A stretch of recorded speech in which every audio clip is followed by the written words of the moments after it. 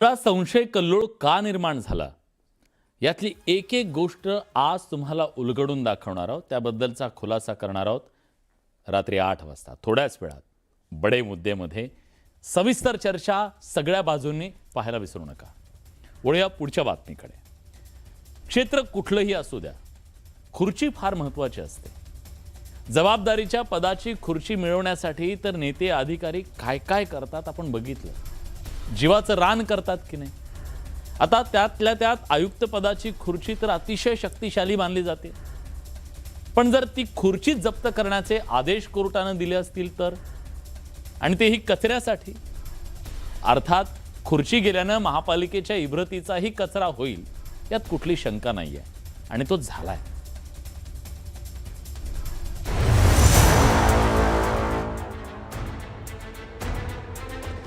हा टेबल बघा.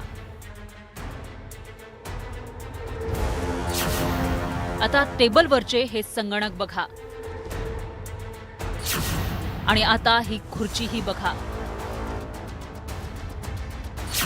ही तीच खुर्ची आहे ज्याच्यावर पुणे महापालिकेचे आयुक्त नवल किशोर राम बसतात, आणि इथूनच ते महापालिकेचा कारभार हाकतात.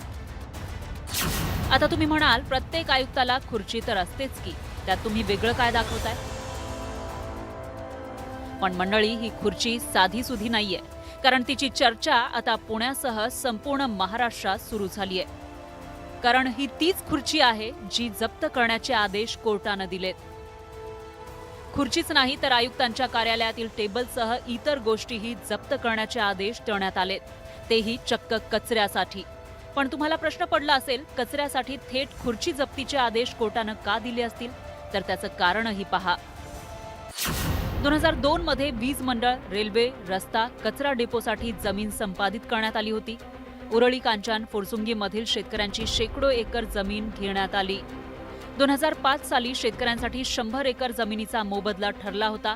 पण तब्बल 21 वर्ष पुणे महापालिकेचं या मोबदला देण्याकडे दुर्लक्ष झालं. शेतकऱ्यांना 12 कोटी रुपये मोबदला देण्याकडे महापालिकेनं तब्बल 2 दशकं कानाडोळा केला. आणि आता खुर्चीच्या जप्तीचे आदेश आल्यावर अधिकाऱ्यांची धावपळ उडाली आणि त्यांनी चक्क आयुक्तांच्या कार्यालयालाच कुलूप लावलं. तेव्हा तिथंही हाय व्होल्टेज ड्रामा घडला. ते पंचनामा करा, तुम्ही इथं बंद आहे म्हणून पंचनामा करा. हे यांनी अडवलं आम्हाला, आम्हाला येऊ दिलं नाही ऑफिसमध्ये.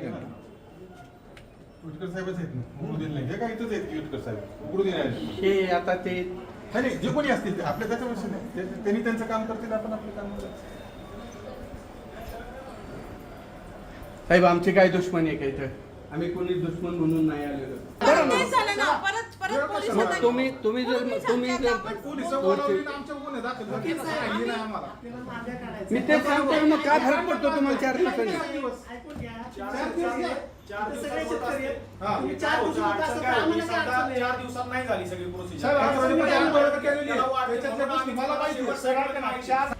आता शेतकऱ्यांची बाजू न्यायालयात मांडणाऱ्या वकिलांनी यावर काय म्हटलंय पहा. ज्या शेतकऱ्यांच्या जमिनी संपादित केल्या त्यांना संपादनाची नुकसान भरपाई म्हणून म्हणजे अत्यल्प कमी नुकसान भरपाई देऊ केलेली आहे. ती 15 रुपये गुंठ्याने आणि काही जमिनींना 3,500 रुपये गुंठ्याप्रमाणे देऊ केलेली होती. ती कमी दिल्यामुळे आम्ही जिल्हा न्यायालयामध्ये वाढीव नुकसान भरपाईसाठी दावे दाखल केलेले होते. सदरच्या दाव्यांमध्ये 2018 साली जिल्हा न्यायालयाने वाढीव नुकसान भरपाईचे आदेश पारित केले होते. 71,000 रुपयाप्रमाणे साधारण नुकसान भरपाई मंजूर केलेली होती. तर कोर्टाने पुणे मनपा आयुक्त यांच्याविरुद्ध जप्ती वॉरंट आदेश पारित करून त्यांच्या कार्यालयातील टेबल, खुर्ची वगैरे सर्व मालमत्ता विक्री करून, निलाव करून त्यातून बाधित शेतकऱ्यांची नुकसान भरपाई अदा करावी यासाठी जप्ती वॉरंट दिलेले होते. त्याची अंमलबजावणी करण्यासाठी आम्ही पुणे मनपा आयुक्त कार्यालयात आज रोजी गेलो होतो. त्या ठिकाणी कारवाई चालू केली असता आम्हाला अडविण्यात आले. शेतकऱ्यांच्या जमिनी घेतल्या तरी त्यांना मोबदला देताना पुणे महापालिकेनं तब्बल 21 वर्ष तंगवलं.